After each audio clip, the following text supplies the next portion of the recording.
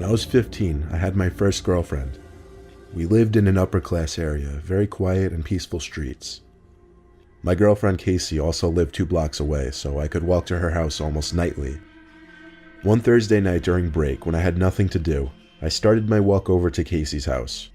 It was on the later side of the night, but I didn't really have a curfew, so it didn't matter. But pretty soon, I thought I could start hearing noises from around me. And when I say around me, I mean mostly behind me. The first time I heard it, it was the sound of a bush being shaken a bit. I only turned my head to look for a second without stopping. I just started to walk a little faster is all. When I got to the next block, I heard another noise, a twig or a small stick cracking. I stopped this time and turned around. All I saw was the empty street and the bushes that lined up along each property to separate the sidewalks from people's properties. Basically next to the street was a wall of bushes, and I didn't see anyone or anything that could be making these weird sounds. I picked up the pace even more, and I was reaching the home stretch to Casey's house. Of course, there was another sound again, this time more like footsteps. Quick, light footsteps. I turned again without stopping. No one, nothing. I could see Casey's house now. I called, and she picked up right away. I told her how freaked out I was getting because I kept hearing noises. I walked around the bushes surrounding her driveway and stepped onto her property. I noticed her staring out her bedroom window upstairs. She waved at me as she left on the phone, and I waved back. Then she asked me, "Who's that guy right behind you?" I turned right around and saw a fully grown man crouch walking maybe 10 feet in back of me. I screamed and ran for the door and started pounding on it. The man grabbed me and tried to put me in some kind of headlock, but he let go and ran away pretty quickly. Casey's mom opened the door with a look of dismay on her face. She let me in and slammed the door shut as Casey came running over. I was out of breath and felt like my heart was beating 1,000 beats a minute. Casey's mom hugged me, asked a few questions, then called the police to warn of a dangerous man going around town. Casey's mom let me stay over that night for obvious reasons, and she drove me home the next day.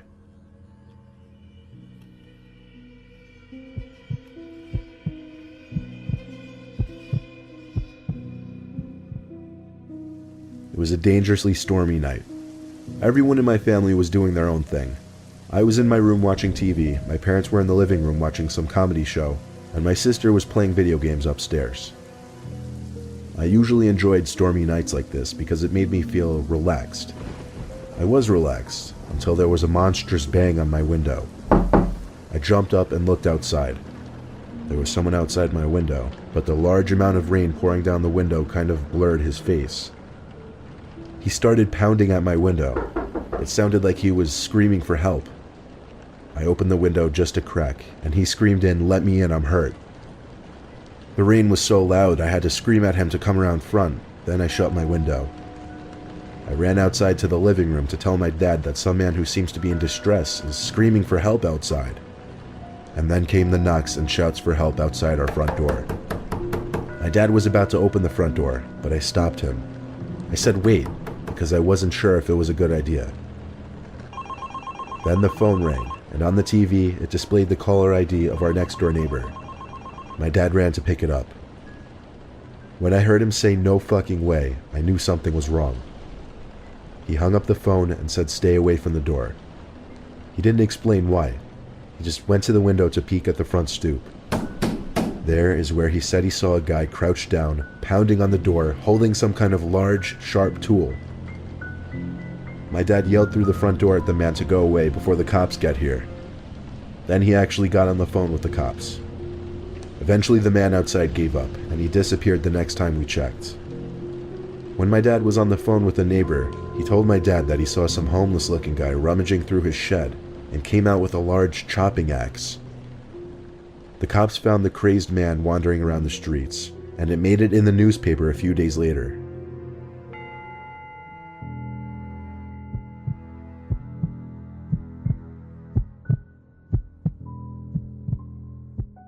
One night when I was a really young kid, I was in the living room watching my favorite cartoon. I had the TV pretty loud, but I thought I could hear my mom calling my name from downstairs. I called back, "What?" She didn't answer, so I guess she couldn't hear me. I heard her call me again, so I went down to the basement. The lights were off, so halfway down I called for my mom. She didn't answer. I didn't know where she could be calling me from, but one thing was for certain though, she wasn't in the basement. I started going back up the stairs, but before I even got to the top stair, I heard my mom's voice again from down in the basement calling my name. I looked down into the pitch blackness. I ran back up to the top step, turned on the lights, and walked halfway back down, peeking into the basement. I didn't see my mom anywhere down there. Suddenly, I got a huge rush of horror. I ran up the stairs basically crying for my mom. She came rushing down the stairs from upstairs, and I cried to her that something was calling me from downstairs that sounded just like her. She swore to me that she hadn't been calling me.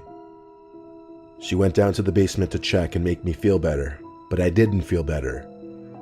I'm sure she didn't believe me. Why would she? I was a little kid. But I still know that I heard what I heard.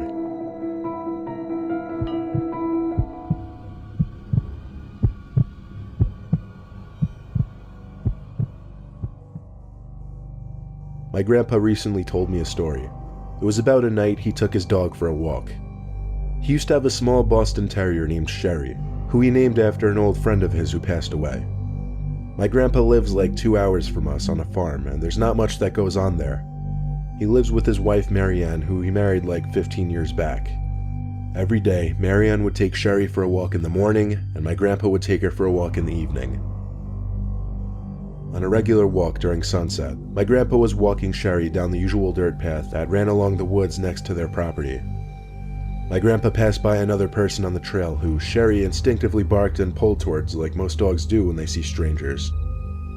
My grandpa said hello to the stranger, who had a large hood up, but the stranger just walked past without even batting an eye, so he and the dog kept walking.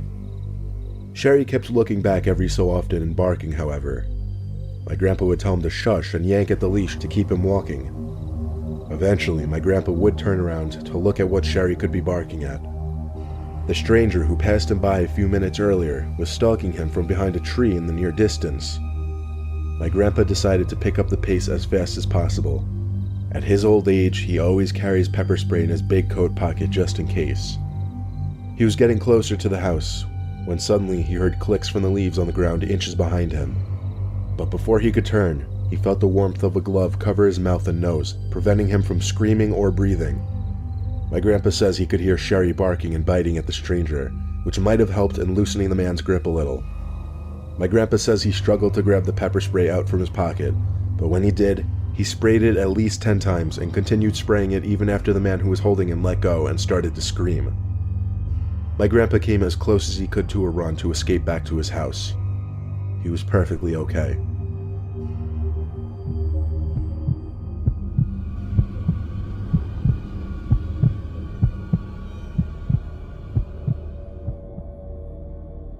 I grew up in California for the first 14 years of my life. Our neighborhood wasn't the best, namely because it was an area that the Crips were known to reside in. If you don't know, the Crips are members of one of the biggest Los Angeles street gangs.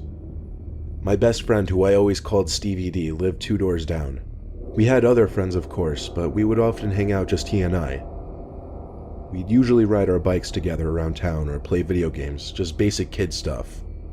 When we were 12, we were biking around the neighborhood one night and decided to visit a well-known abandoned house. It had been uninhabited for many years because no one would buy it for whatever reason. When we pulled up on our bikes to the front of the house, Stevie pointed to the window and said, "Look." I pushed my bike a little closer to the window and focused my vision on it. I could see someone peeking out the window. I couldn't tell if they were looking at us or not, but it was definitely a person's face sitting between the curtains. It was extremely strange considering the place had been unowned for years. We stared for longer than we should have, perhaps, and noticed something else that was strange.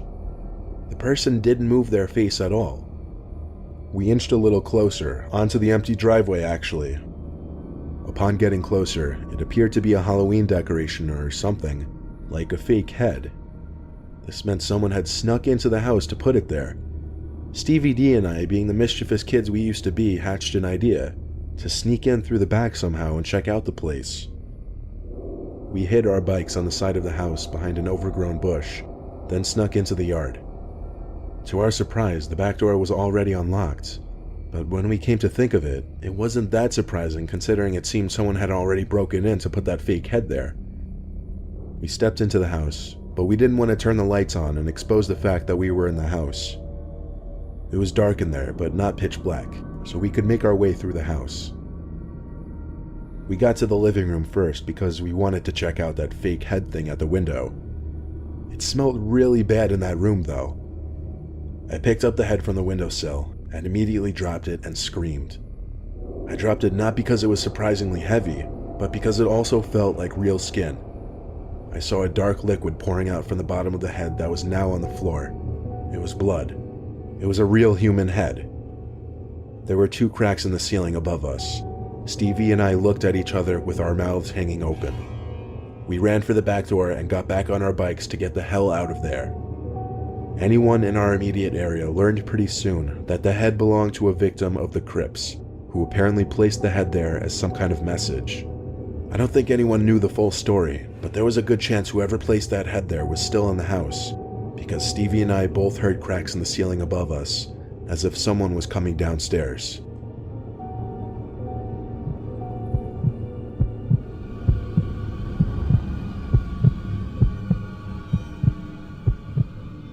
Last year, a guy came to my house's door around 9 p.m. He knocked on the door, so I got my mom, and she went out to see who it was. By the way, we live in a rural area, so visits that late are extremely uncommon and strange. The guy talked to my mom about how he was opening a business, asked whether she liked American-made products, then handed her a Clorox container as a sample. He went back to his minivan and opened it to get a quote-unquote vacuum cleaner when my mom saw 5 other men sitting inside. She told me to run and get my phone since we don't have a landline. I couldn't find it, so I got my knife and stood around the corner. She threw the container outside and told them to get the hell off her property, as well as that she was calling the cops. They peeled out of the driveway and we never saw the car again.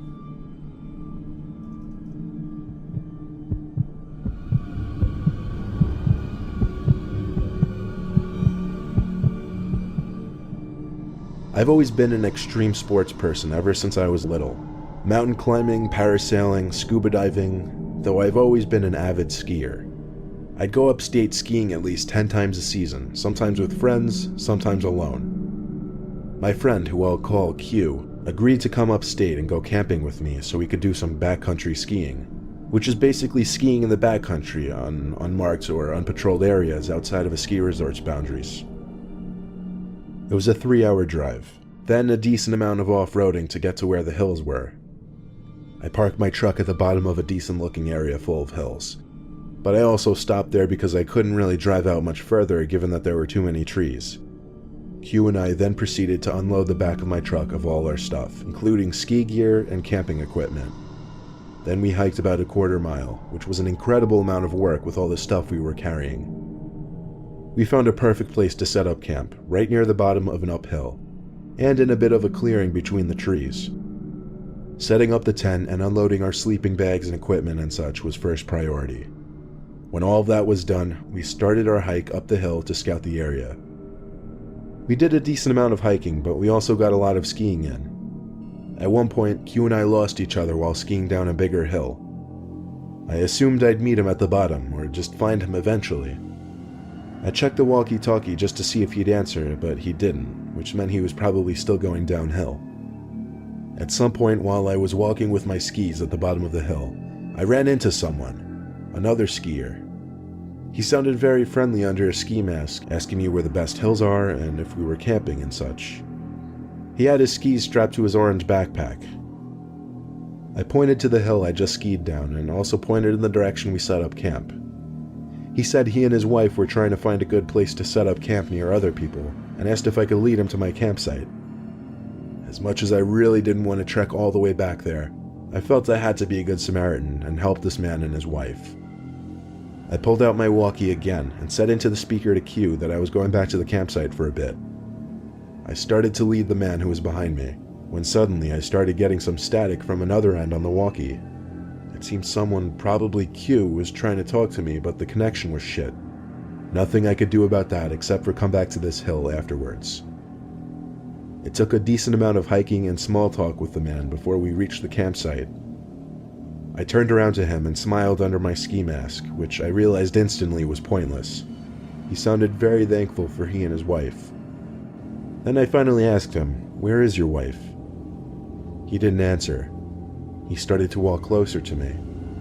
At first I thought nothing of it, but for some reason, something about his skis and backpack just struck me. They belonged to Q. For a split second I thought, is this Q? Is he pranking me? But it wasn't possible. The voice was too different from Q. The man was a few mere feet away from me at this point, and he was picking up the pace to a more intimidating approach. I panicked and jumped into the tent to dig for my flare gun in my bag. The man grabbed my leg, which was sticking out from the tent, and then I felt a sharp, intense tingle in my leg, like a severe electric shock, followed by a burning heat feeling. I screamed in pain as I just managed to pull out the flare gun, push aside the door to the vent, and aim it at the man. He immediately backed up with his hands in the air, and that's when I noticed the knife dug deep into my leg. I ordered the man to tell me where my friend was. He answered quickly, saying near the bottom of the hill he found me at. I told the man to stand still while I called 911 to request an immediate rescue. But the man took off quite easily while I was on the phone. There wasn't much I could do with one single flare gun shot. I felt like I was waiting there in the cold with my bleeding leg forever, until finally the reassuring sound of a rescue helicopter swooped overhead and I shot my flare gun. I cannot believe I was actually picked up by a helicopter, in which I helped locate my friend laying in the snow in the middle of the hill. He was unconscious, and he had also been stabbed twice in the leg, then robbed. He tried talking to me through the walkie-talkie while he was losing consciousness, but the connection was bad. We both went to the hospital, but we're fine today.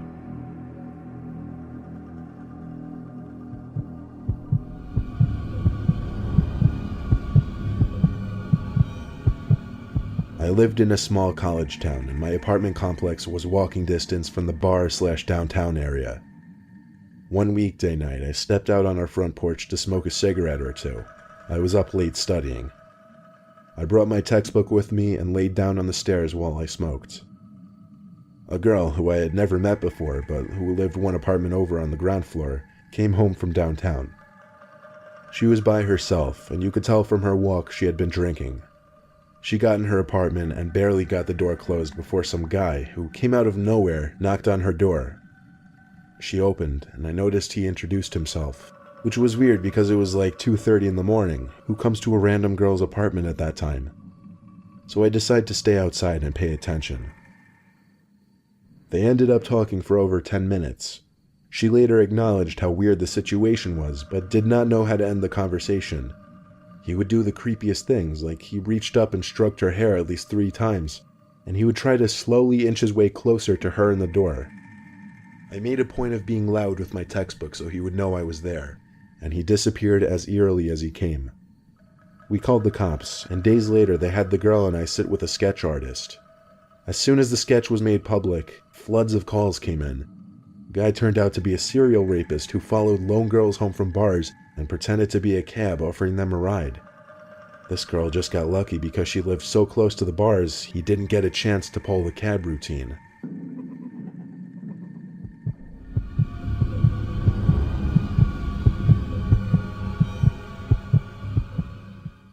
I've only used Craigslist once in my life, and the one time I used it, I got a very sour taste in my mouth. Here's why. The guy posted an ad for a ping pong table that I wanted to buy for my roommate and I.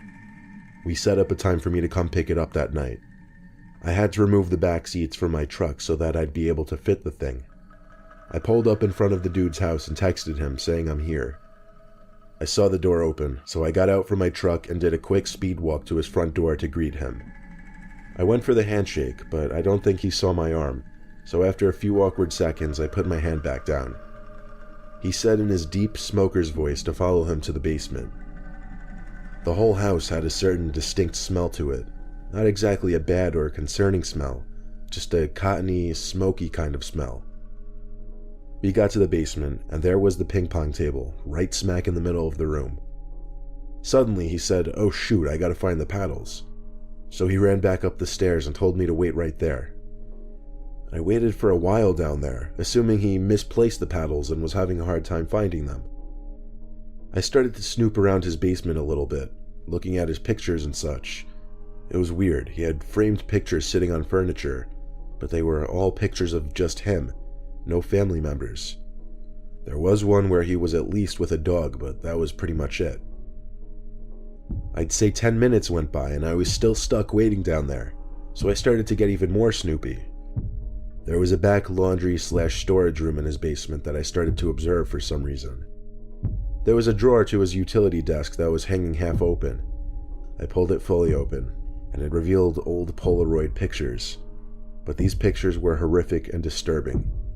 They were all pictures taken of some girl who was tied to a chair and her mouth covered with tape. There were also yellow folders stacked in a row next to the photos. They were labeled A to Z. I didn't have it in me to open the folders and see what were inside. I took out my phone to take pictures of the contents of the drawer and planned to send it to my friends immediately, but I didn't have any service down there. It was definitely time to go. I ran back to the door at the top of the stairs, but my nightmare only became worse finding out the door was locked. As soon as I tried the doorknob, though, I heard the deep, raspy voice of the man on the other side of the door. He was apologizing, saying the door was accidentally locked and he would go look for the key real quick. I didn't say a word in response. I examined the keyhole closely, ran back down the stairs to the man's utility desk, grabbed 3 screwdrivers of varying sizes, and tried each one in the keyhole for the door. The smallest screwdriver managed to fit in the rectangular-shaped keyhole, allowing me to turn it just enough to unlock and open the door. I didn't stop and look around. I simply ran out the door into my car. I didn't look back at the house. I simply drove to the nearest police station, showed them the pictures, gave them the address, told them where to find the photos, and that was enough for them to start their investigation. A few days later, I got all the information. The man was part of a child pornography trade on the deep web, which was how he made his living apparently. Why he decided to lock me in his basement, that's beyond me. I have not the slightest idea of what he intended on doing with me, but obviously it was not anything good.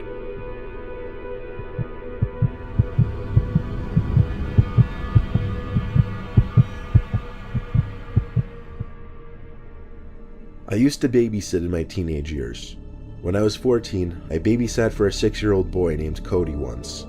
His parents left me with few instructions other than to order a pizza for dinner and not let him go in their room. They also left me with an interesting comment, that Cody tends to act different than other kids and that he'll talk to himself or his imaginary friend, especially when he played with his toys. So, it was midday, pouring outside. I was watching some old Wipeout show that used to be on TV in the early 2000s. Cody was on the floor playing with his toys that were scattered across the living room. Cody kept using the name Agnes. He would act like he was playing with another kid who was sitting in front of him. One of his toys that were sitting across the room from him activated out of nowhere.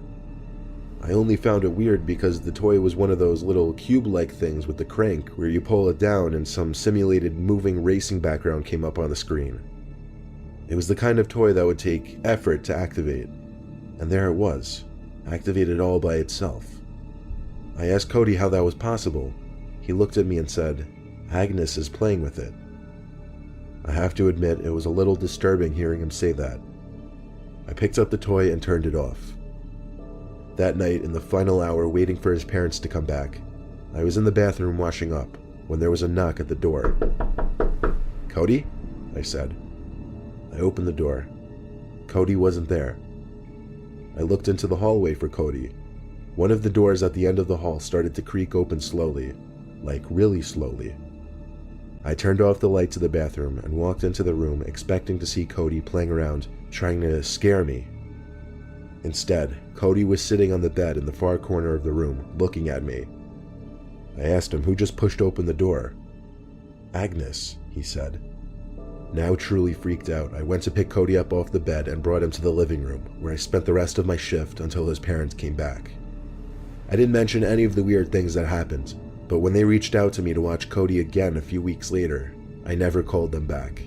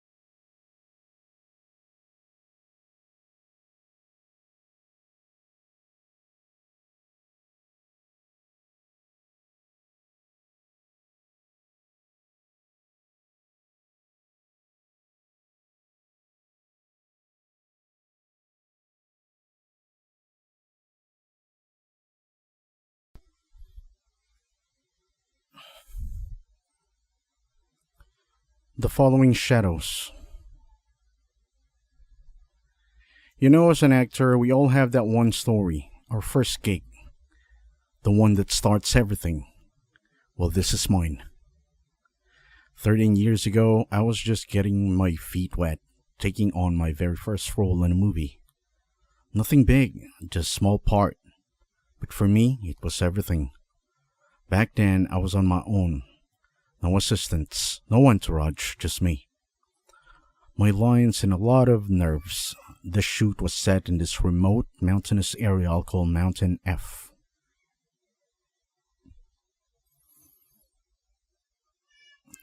The plan was simple. Get there early in the morning, shoot all day, and wrap up by night. Simple, right? But as soon you'll hear, nothing about the day turned out to be simple.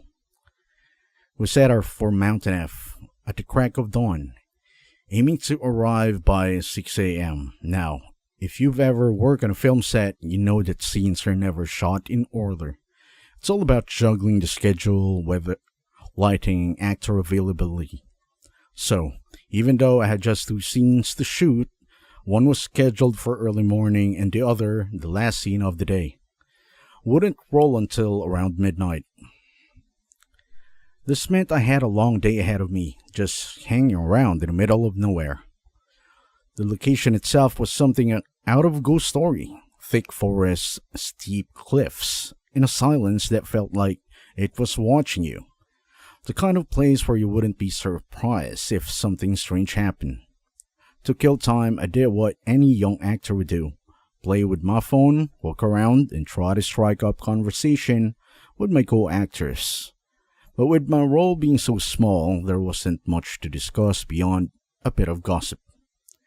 As the day dragged on, it finally came time for my first scene. I went through the usual routine, costume change, a bit of makeup, and before I knew it, the camera was rolling. My scene was just brief, just a few lines, but I nailed it. Or at least, I thought I did. We wrapped it up in 2 takes, and just like that, I was back to waiting for the next 12 hours until my final scene. But somewhere after my lunch, I was asked to change into another costume for my next scene, which had been pushed up earlier in the schedule, so I grabbed my clothes and headed over to the pop-up changing tent. When I got there, I saw Nick, a fellow actor who had a role in the same scene as me. He was just finishing up changing when we crossed paths. We exchanged a quick nod as he walked out, and I stepped inside to change. I hurried through the process, trying not to keep anyone waiting. But when I walked out of the tent, I noticed something strange. Nick was still there. But instead of heading toward the shooting area, he was walking in the opposite direction, toward the dense woods. I called out to him, but he didn't seem to hear me. It was odd, but curiosity got the better of me. I started to follow him, wondering what he was up to. Just as I was about to take a few more steps, a crew member called out to me, telling me that my shot was ready. I hesitated for a moment, looking back toward where Nick had been heading, but then turned around and went back to the set. To my surprise, when I arrived, Nick was already there, looking completely normal, as if he'd never wandered off. I remember thinking how strange it was that he got there so quickly, but I shrugged it off at the time. Maybe he was just really fast, or maybe my mind was playing tricks on me. Either way, it was just the beginning. After the second scene wrapped, I thought my days were finally over. It was late afternoon, and I was told that I could leave. But then I noticed Nick. He was still hanging around the set, even though we were all done. My curiosity got the better of me again, so I walked over to him and asked, "What's up? Aren't you heading out?" He just smiled and said something about wanting to stick around to learn more from the actors and help the crew with packing things up after the last set finished. It was admirable, really. Here was a guy with a small role just like me, but he was so dedicated and eager to learn. I figured if he could stick around, so could I. So I decided to stay and help too. It was around 1 a.m. when the last shot of the day finally wrapped, and the crew began packing up the remaining equipment. I was moving some gear to the truck when someone approached me, looking kind of freaked out. "Have you seen Chris?" they asked. Chris was one of the director's assistants, and I had seen him just a while ago, working nearby, but now, as I glanced around, he was nowhere to be found. The mood on set shifted instantly. People started calling out for Chris, but there was no response. The crew scattered, searching the dark. Dense forest around us. I grabbed the flashlight and began searching too, calling his name as I walked through the trees. That's when I saw it, two figures walking along a path behind a changing tent. I squinted through the dim light and recognized him. Chris was one of them, and he was following the other figure, who looked like Nick. I called out to them, but they didn't seem to hear me. My heart pounded as I watched him disappear down the path. Without thinking, I ran after them, determined to find out what was going on. But just as I was about to catch up, I slipped on something soft and tumbled down a small embankment. As I slid down, a hand suddenly grabbed mine and pulled me up. It was Nick. But here's the thing. He looked as confused as I felt. "What are you doing up here?" I blurted out, panting. He stared at me, equally bewildered, and said he'd been with the others searching for Chris. When he heard me calling out, so he came to check. A cold chill ran down my spine. If Nick had been with the others, who was the person I had just seen Chris following? Before I could wrap my head around what just happened, someone suddenly shouted from the other side of the shooting area. Close behind. When we got there, I saw Chris being helped out of a shallow hole by a couple of crew members. He looked dazed and a bit shaken, with a small cut on his forehead. Apparently, he had stumbled in the dark and fallen, hitting his head on a rock. He'd been unconscious for a few minutes before they found him. Everyone was relieved to see him okay, just a little banged up, but nothing too serious. As the crew gathered around him, helping him to a chair, I couldn't shake the eerie feeling creeping up my spine. I looked back toward the path where I had seen Chris following the figure who looked like Nick, but there was no one there. Just the dark, empty forest. I glanced at Nick, who was standing beside me, his face just as confused as mine. The question burned in my mind. If Nick had been with the others the entire time, who or what had I seen leading Chris into the woods?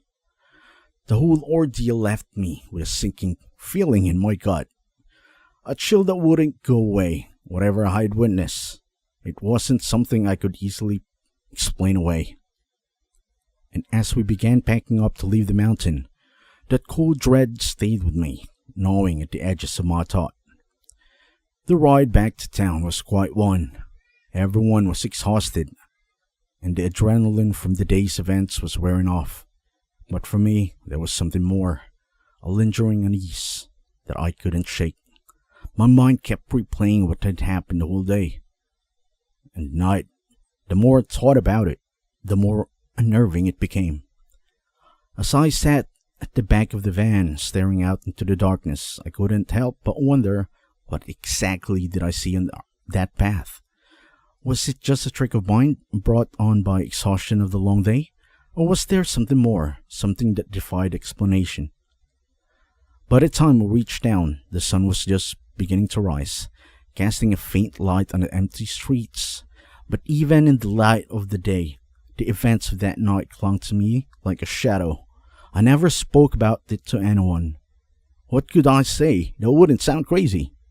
But to this day, whenever I think about that mountain, I get the same feeling. A cold, creeping dread that makes my skin crawl. And I'm left with a question I know will never be answered. What really happened that night?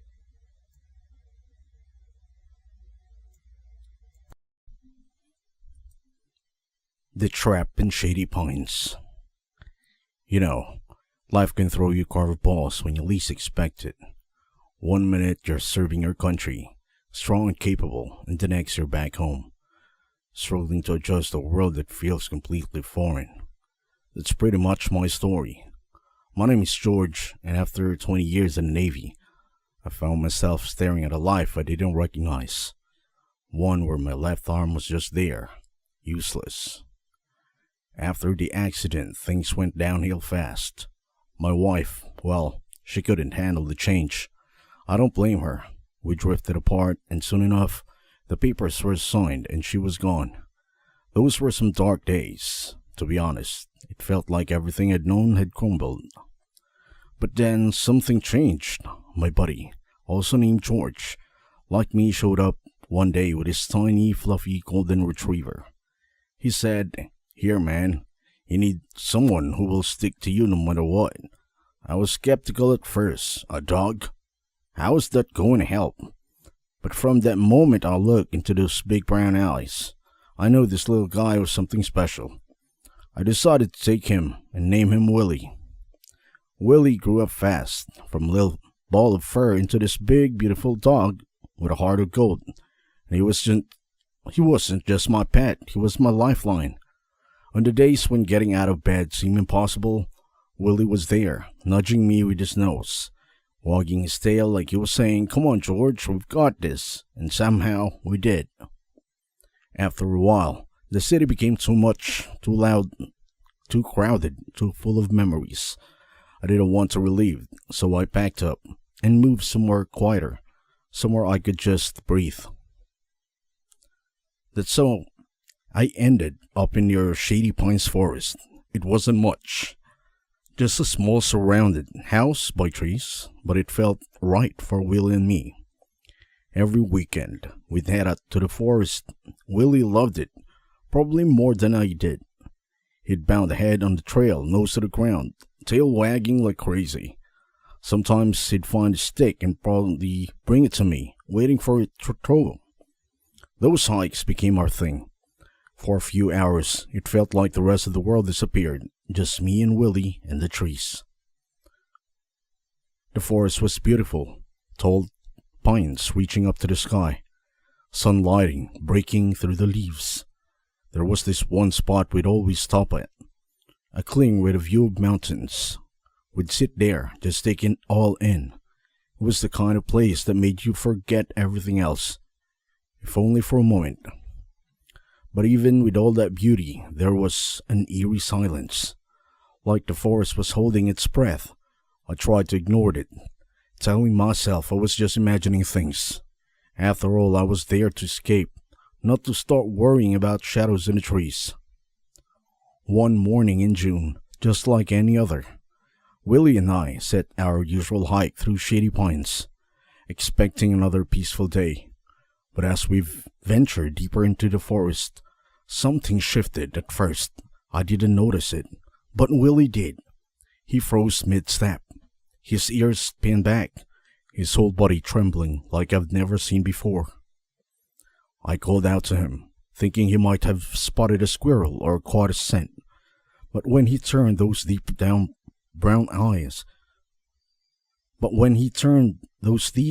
eyes towards me, I saw it. Fear. I saw it. Fear, raw and unfiltered. This wasn't like Willie. He'd stare down snakes, wolves, you name it, without so much as a flinch. But now he was acting like the entire forest had turned against us. I took a few steps forward, trying to reassure, but Willie stayed glued to my leg, whining softly, almost begging me to turn back. That's when I caught it, a faint whiff of gunpowder lingering in the air. It was so faint at first, I thought I was imagining it. There hadn't been any hunters around, no gunshots cracking the trees, but the smell was unmistakable. A chill crept on my spine. Willie's fear, the gunpowder, it all added up to a feeling I couldn't shake.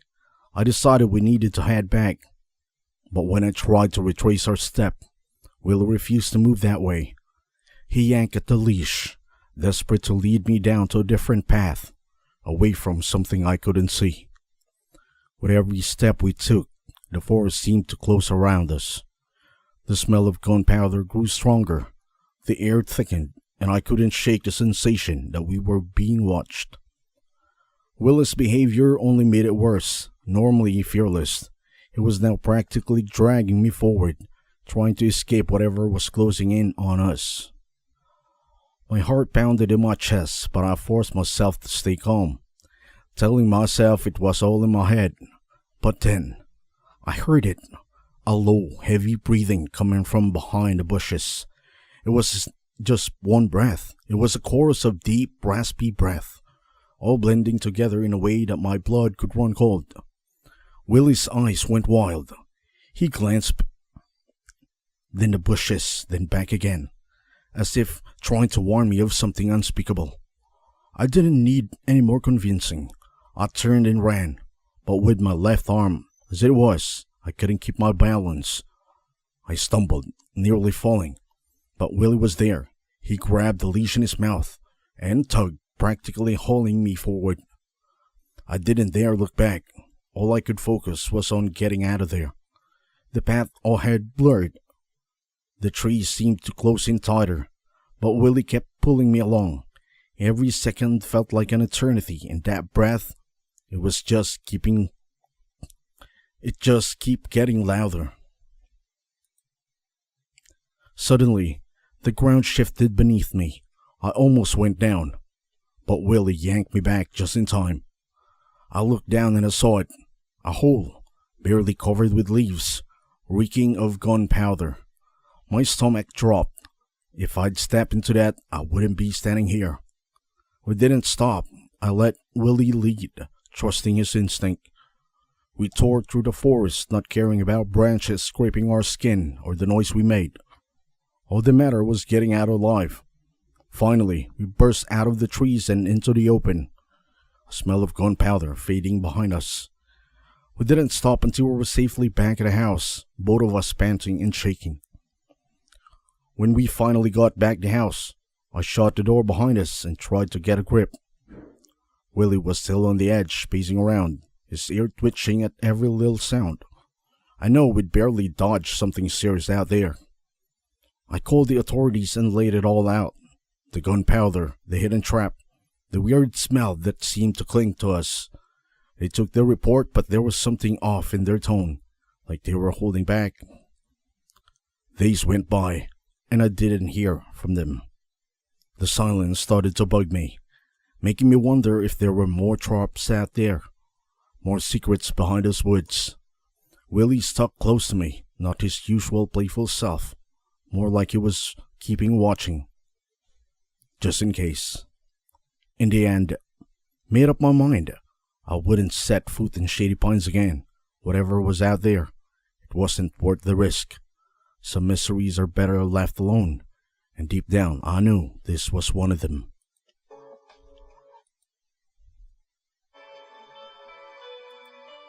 The Haunting of Pine Creek. This story happened back in 1998 when I was fresh out of college. My friends Kevin, Jess, and I had just landed our first real project, a bridge restoration out in the woods of north central Pennsylvania. We took an early train from Philly to Williamsport, planning to grab some lunch, relax for a bit, and then meet up with Kyle, who was leading the project. He was supposed to drive us to a farmhouse where we'd be staying, and if time allowed, would visit the bridge before it got dark. Around 2 p.m., Kyle called to say he was stuck in a meeting. Instead, he told us Hector, another guy on the team, would pick us up, though he might be running a little late. We weren't thrilled about waiting around, but there wasn't much else to do, so we hung out of the station, trying to keep the excitement alive. By the time 3 p.m. rolled around, we were starting to get a bit impatient. That's when Hector finally showed up. He was tall, probably in his late 20s, with a slightly worn look, like someone who'd spent a lot of time outdoors. He introduced himself with a quick, firm handshake and apologized for being late. After we tossed our bags in his beat-up sedan, he mentioned that the roads to the farmhouse and the bridge were in different direction. He suggested we head out straight to the farmhouse to rest and check the bridge the next day, since it would probably be dark by the time we got there. But we were set on seeing the bridge that day, so we pushed to go there first. Hector hesitated for a moment, like he was about to say no. Then he nodded and agreed. but there was a tension in his voice that I couldn't ignore. Something about the way he hesitated stuck with me, but if I brushed it off. We were tired from the wait and just wanted to get going. So we all piled into Hector's sedan and settled in as he started driving. As we left the town behind, the landscape began to change. The road took us along the Susquehanna River for a while, which was nice. The water glistened in the afternoon sun, and we could see the early fall colors in the trees.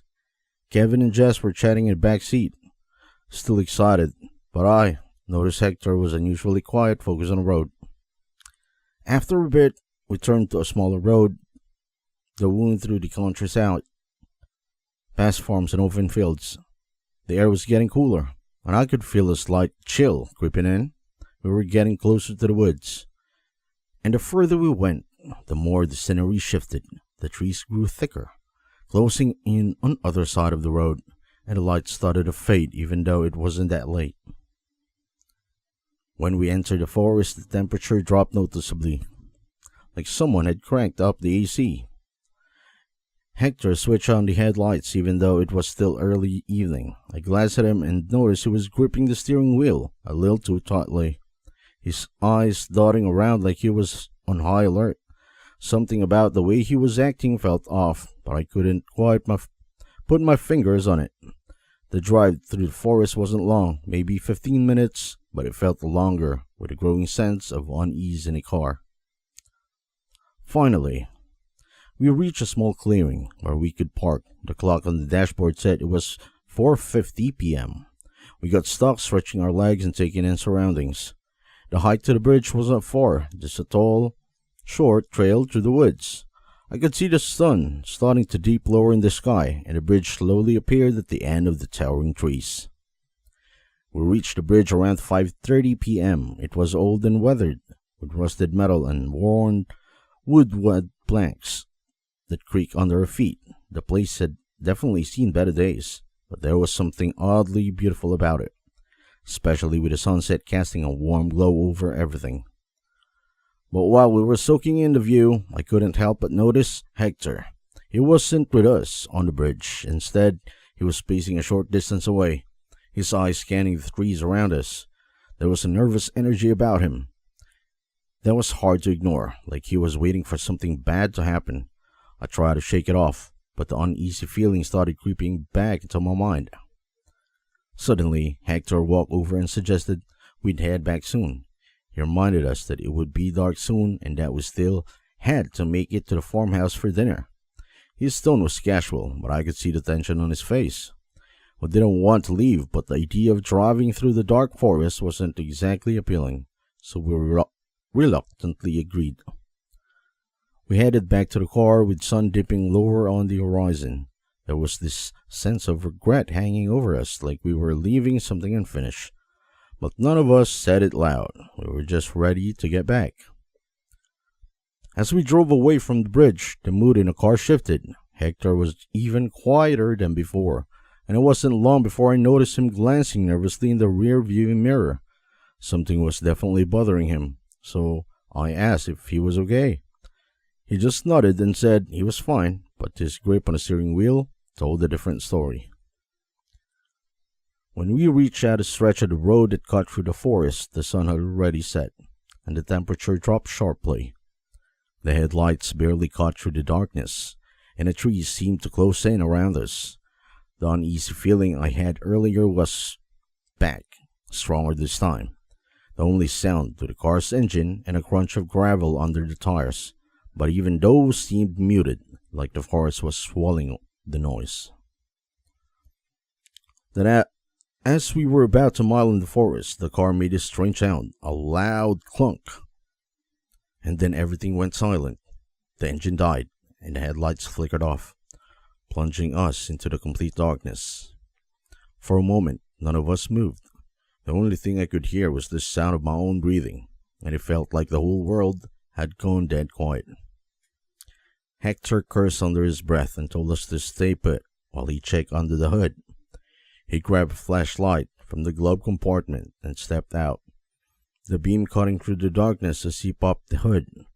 The rest of us stayed inside, suddenly aware of how isolated we were. That's when Jess nudged my arm. "Did you see that?" she asked. "See what?" I replied, my heart skipping a bit.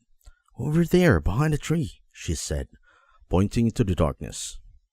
I followed her gaze, but I couldn't see nothing. Just shadows and trees. We turned to look at each other, the tension rising in the car. Just then, Hector called us out to get out. He said he was going to call Kyle and ask him to pick us up. There was nothing we could do but wait. We all got out of the car and Hector pulled out his phone to call Kyle. The signal was weak, but he managed to get through. As he started to explain our situation, the call suddenly broke up with this strange static noise. Hector moved around, trying to find a better spot, but then something even weirder happened. The static turned into a woman's laugh, eerie, distorted. Hector yanked the phone away from his ear, his face going pale. I grabbed the phone from him, trying to make sense of what I was hearing. The laugh was wild and mocking, sending a chill down my spine. I hung up the call as fast as I could, my hands shaking. We stood there, frozen, with only Hector's flashlight cutting through the darkness. The forest was dead, silent, but a fear was real and heavy, pressing down on us. Then Jess, standing behind me, suddenly gasped and looked at me. "Hey, why are you so drenched?" she asked. Confused, I looked down myself, but my clothes were dry. "What do you mean?" I asked, grabbed Hector's flashlight and shown it to her. That's when I saw it. Jess's hands and clothes were soaked with something dark. My heart nearly stopped when I realized it was blood. Jess screamed, backing away in terror, but I was just as freaked out. "How did this happen?" she cried, frantically wiping her hands on her shirt. She kept saying she didn't know how we got there, that she had just grabbed my arm because she was scared. But the thing is, I knew she hadn't grabbed me, at least not when she thought she did. My heart pounded in my chest, and I could feel the hairs on my back standing up. Something was seriously wrong here, something we couldn't explain. We huddled together, too terrified to move. Every rustle in the trees, every snap of the wig made us jump. It felt like hours passed as we stood there, waiting for Kyle, hoping he would show up and get us out of this nightmare. Finally, out of the darkness, we saw headlights cutting through the trees. It was Kyle, and at that moment, I've never been so relieved to see anyone in my life. He pulled up next to us, and we didn't waste a second. We scrambled into his car, desperate to get out of there. As we drove away, Jess and I tried to explain everything that happened, but Kyle just sighed, his eyes fixed on the road ahead. He didn't say much, but the silence was heavy, like he knew more than he was letting on. We drove silence for what it felt like an eternity, the darkness outside pressing in on the car. Finally, Kyle spoke, his voice low and serious. "There's something you should know about the forest," he began, not taking his eyes off the road. "Locals say it's haunted. There's this old story about a girl who died there a long time ago. She was hit by a car late at night, and the driver never stopped. Ever since then, people have reported seeing things, hearing laughter, feeling watched. Some say the girl's spirit's still out there, looking for the person who hit her." A cold chill ran down my spine as Kyle's words sank in. The strange occurrences we had experienced suddenly took on new, terrifying significance. It was no longer just a creepy coincidence. Something truly unsettling was happening, and we had stumbled right into the middle of it. When we reached the farmhouse, we unpacked in silence, still rattled. The warmth of the house couldn't shake the eerie feeling that something was watching us. We didn't talk much at that night, too disturbed by what we'd seen. The project took 6 more months to complete, but we never dared to drive through the forest again. We found another route, longer but safer, or at least it felt that way. Even after we finished the job, that night stuck with us. We never talked about it much after that, but none of us could forget what happened in those woods.